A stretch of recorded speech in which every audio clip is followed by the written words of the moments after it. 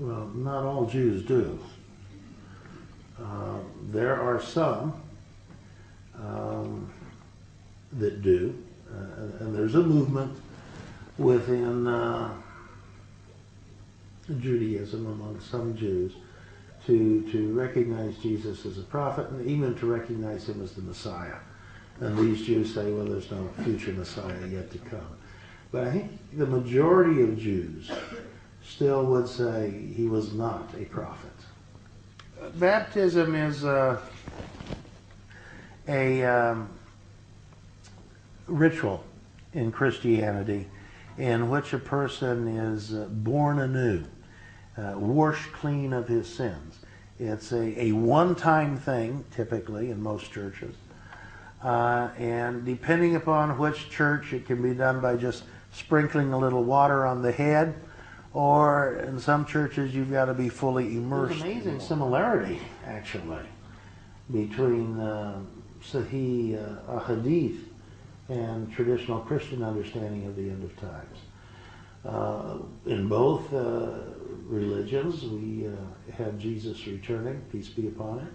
We have Jesus slaying the Antichrist in both religions. We have Jesus establishing a messianic rule in both religions. Though in the Christian religion, it's thought that that rule will last for 1,000 years. And in the Hadith, we're told variously it will be 7 years or 40 years. In fact, the description of the messianic reign, there's a passage in Isaiah, the Old Testament of the Bible, which most Christians believe refers to the messianic reign. And it's this wonderful passage of juxtapositions where, you know, the lamb lies down with the lion and kids play with snakes and nobody harms anybody. And an extremely similar statement can be found in the Musnad of Ahmad ibn Hanbal. No, they were not rejecting the idea that Jesus was crucified. They were accepting that. You know, I think most Christians read that passage and they read right over the words in it. The fact that Jesus said, you know, I finished the work that you gave me to do. Most Christians just read right over that and don't even stop to think, hey, wait a minute. If the work's complete, then what about the crucifixion? As to the second coming, that's a second set of work. Okay, in terms of that passage from Matthew, the issue is, was there a massive confusion of identity that took place? Because none of the writers about the crucifixion event were there. There's no eyewitness testimonial. So, was there a mix-up in identity, given that we have two men named Jesus? And that this was the appearance issue.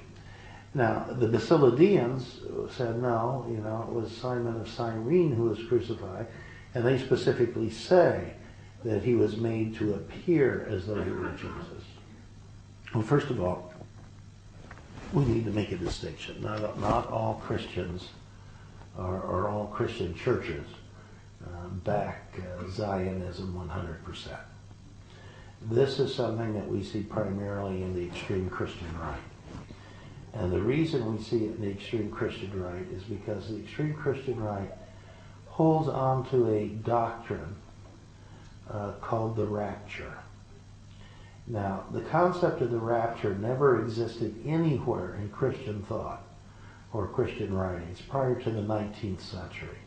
So it's a relatively new concept. The way it starts is a girl in Scotland, a young girl in Scotland, has a vision of people miraculously being lifted up into the sky, just as Jesus is descending to earth in the second coming. Well, Schofield bought into this vision and tied together his Schofield Reference Bible to try and support this vision. And this idea that people will miraculously ascend into heaven as Jesus is coming down to earth is known as the rapture. But only the very select few will be taken up. But the thing is, if you're taken up in the rapture, then you're going to miss Armageddon. You're going to miss the war. You're going to miss the pestilence. You're going to miss the plague. You're going to be up there in heaven. While earth is... Ugh. So, they want the rapture to come now. Right now. Because they think they're going straight to heaven. However, according to their very idiosyncratic reading of the Bible, they believe that three things have to happen before the rapture. One, reestablishment of the kingdom of Israel. Okay, well, we can see that happening in the late 40s, right? Two, creation of a new Babylon. Oops. United States invasion of Iraq. Is that why the Christian right was so gung-ho for that one? And three, rebuilding of the Solomonic Temple, which means destruction of Dome of the Rock and Al-Aqsa. And this is why the extreme Christian right so rabidly backs Zionism. Because they want that temple built. And until that temple is built, they will be the best friends of Zionism. But they think as soon as that temple's built, they're going to be gathered up into the rapture into heaven. Jesus will come back down to earth, and all those Jews will go to hell. So I mean, it is really a marriage of political convenience between the extreme Christian right and Zionism. I'll come up with the next question. Suffice it to say, there are numerous